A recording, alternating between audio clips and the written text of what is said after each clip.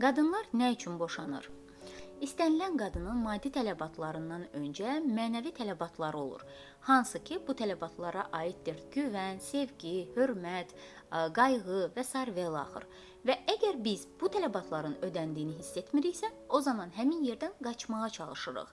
Ya boşanırıq, ya da ki, həmin vəziyyətdə qalaraq özümüzü qurban pozisiyasına qoyuruq və ətrafda uşaqlarımızı, yoldaşımızı, qaynanamızı və s. və ilaxır hamını günahlandıraraq həmin vəziyyətdə yaşamağa davam edirik.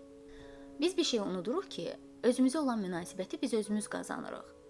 Öz davranışımızla, amma bu münasibəti dəyişməkdən ötürü öncə özümüzə olan münasibətimizi dəyişməliyik.